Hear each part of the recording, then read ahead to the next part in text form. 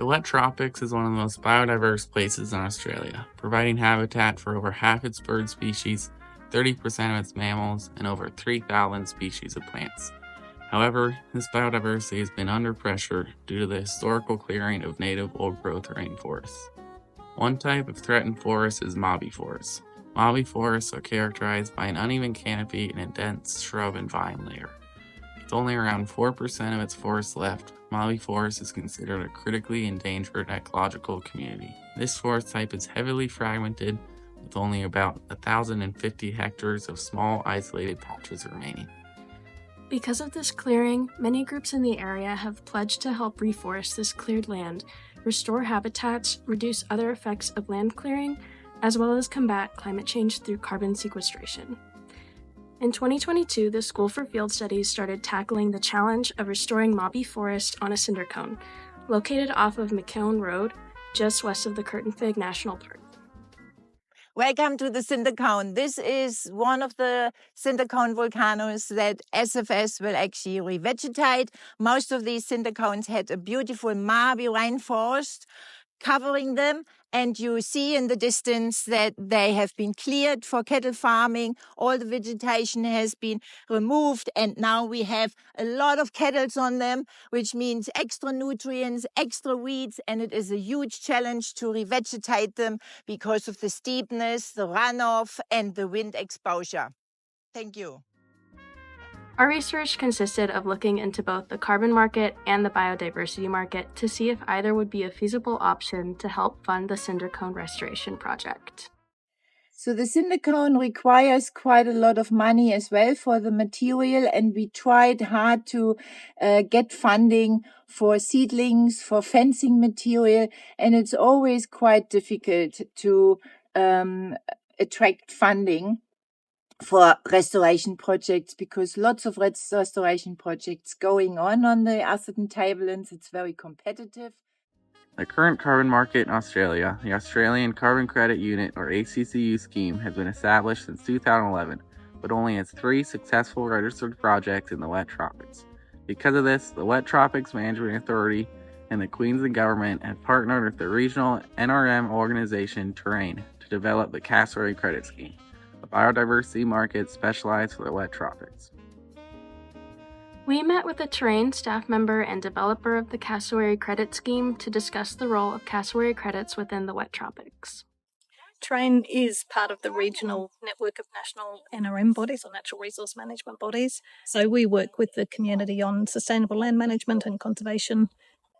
Terrain started working on cassowary credits about 5 years ago. We worked really closely with the local community up here, including scientists, traditional owners and restoration practitioners. What we were seeing, the carbon market had been around for some years, but we weren't getting high uptake in the wet tropics for a range of different reasons.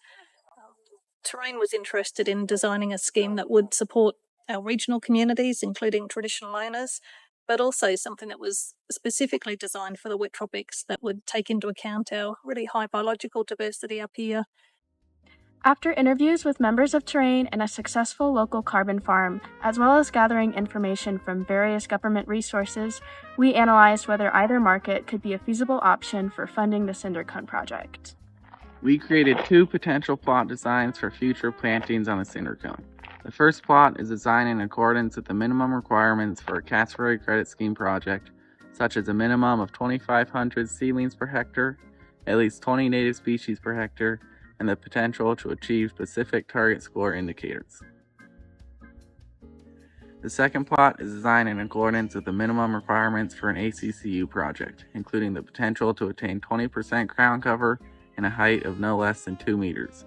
This plot is designed as a monoculture of fast-growing trees along the western side of the cinder cone to act as a windbreak and provide shade for future planting plots. We compared the pros and cons of both markets to see what would work best for our project. The Cassowary Credit Scheme has higher requirements for the plots to fulfill their goal of providing habitat, ensure plant and soil health, and maintain healthy levels of biodiversity.